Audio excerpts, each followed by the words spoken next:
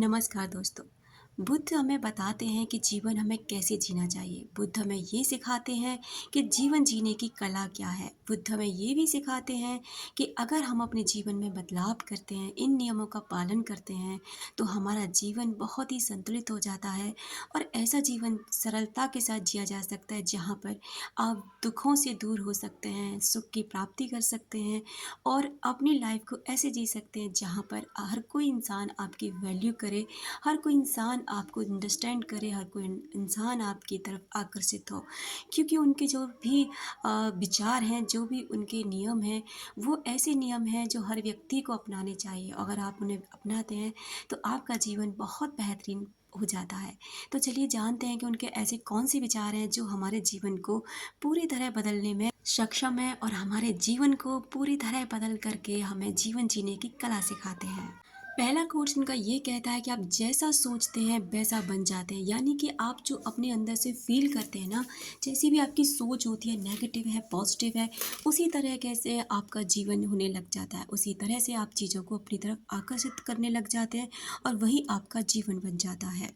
दूसरा कोट्स उनका ये कहता है कि इंसान को जीवन को समझना चाहिए। पहला कोट्स है जीवन की सच्चाई, दूसरा जीवन की राह, तीसरा जीवन का उद्देश्य क्या है। अगर आप इन तीनों चीज़ों को समझ लेते हैं ना कि जीवन की आखिर सच्चाई क्या है, सच मतलब हम अपना जीवन से जी क्यों रहे हैं, हमारे जीवन का उद्देश्य क्या है, मकसद क्या है, हम इस दुनिया में क्यों हैं और इसकी राह क्या है, यानी कि मंजिल क्या है, कैसे चलना है। अगर इन चीज़ों को आप समझ लेते हैं ना तो आपका जीवन काफ़ी हद तक सरल हो जाता है। तीसरा कोट्स उनका ये कहता है कि जो व्यक्ति दूसरों को क्षमा कर देता है वो सबसे महान व्यक्ति होता है। क्योंकि क्षमा करने का मतलब ये नहीं है कि आप उसे बार बार मौके दें। क्षमा करने का मतलब ये है कि आप उसके प्रति कोई नेगेटिविटी ना रखें, कोई जेलसी ना रखें और ना ही बदले की भावना रखें, बल्कि आप उससे अपनी दिशा को मोड़ लें और दूसरी तरफ मुड़ जाएं, क्षमा करके अपनी राह में आगे बढ़ जाएं। उनका अगला विचार ये कहता है कि अगर आप अपने आप को नियंत्रित कर लेते हैं ना, तो आपसे ज़्यादा शक्तिशाली कोई मनुष्य हो ही नहीं सकता। जैसे हर बात पर रिएक्ट नहीं करते, कहीं झगड़ा हो रहा है तो आपके चुप हो जाने से अगर वहाँ झगड़ा बंद हो सकता है ना, वहाँ पे बहुत बड़ा संघर्ष होने से बच सकता है ना, तो आप अपने आप को शांत कर लेंगे तो आपसे ज़्यादा कोई शक्तिशाली नहीं है। क्योंकि सब दूसरों को नियंत्रित करने में लगे पड़े हैं, लेकिन खुद को नियंत्रित करना कोई नहीं जानता। जिस दिन आप खुद को नियंत्रित कर लेते हैं, आपका जीवन भी नियंत्रित होने लग जाता है।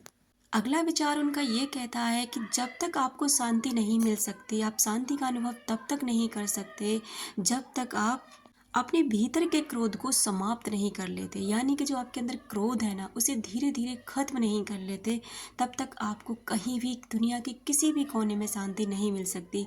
यानी कि अपने अंदर झांकिए, अपने अंदर की चीज़ों को, जो बुराइयां हैं उन्हें ख़त्म करने की कोशिश कीजिए, उन पर नियंत्रित करने की कोशिश कीजिए। अगला विचार कहता है कि कभी भी हमें दूसरों को हानि नहीं पहुंचानी चाहिए, कभी भी दूसरों का अहित नहीं सोचना चाहिए, हमेशा उनके हित के बारे में सोचें। यानी कि जो आप अपने लिए चाहते हैं ना, वही दूसरों के बारे में चाहें, क्योंकि जो आप चाहते हैं, जो आप सोचते हैं, वही आपके पास लौट कर आता है। यानी कि अगर आप किसी और का बुरा करने के बारे में सोच रहे हैं ना, तो आपका बुरा होता है। आप किसी को और को नुकसान करने के बारे में सोचते हैं तो आपका नुकसान होता है। यानी कि अगर आप अपनी लाइफ में सब कुछ अच्छा चाहते हैं ना, तो दूसरों के लिए भी अच्छा सोचें, अच्छा फील करें, जिससे आपकी लाइफ में भी अच्छा हो। अगला विचार ये है कि ध्यान रखो कि जो आप तुम हो ना, वही तुम्हारे विचारों का परिणाम है। यानी कि आज आपकी लाइफ में जो चीज़ें हैं, जो आपको मिल रहा है, आप जैसे व्यक्ति हैं, आज आपका जो जीवन है वो आपके आपके विचारों का परिणाम है। यानी आपने जो सोचा है वही आपके जीवन में लौट कर आया है।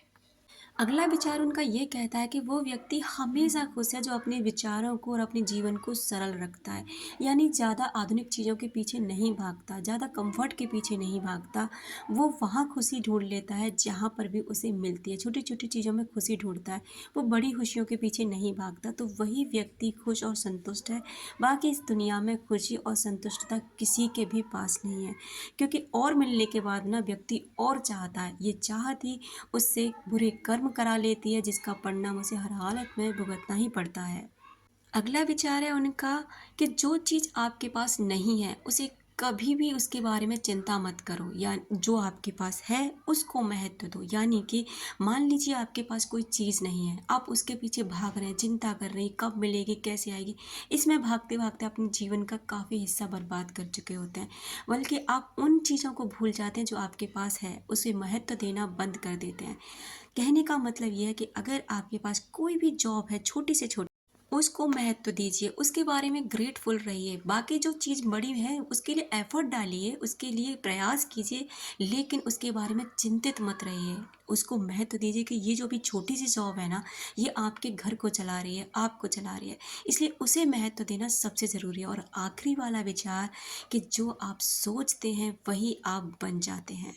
आपकी सोच ही आपके जीवन का निर्माण करती है, आपके भाग्य का निर्माण करती है। इसलिए अच्छा सोचें, पॉजिटिव सोचें, खुश रहें, मस्त रहें, दूसरों को भी दुआएं दें जिससे आपको भी दुआएं मिल सके। दूसरों के लिए भी अच्छा सोचें जिससे आपका अच्छा हो सके। दूसरों के लिए भी सब कुछ ऐसा करें जैसे आप अपने लिए कर रहे हैं, तो वो आप तक लौट कर ज़रूर आता है।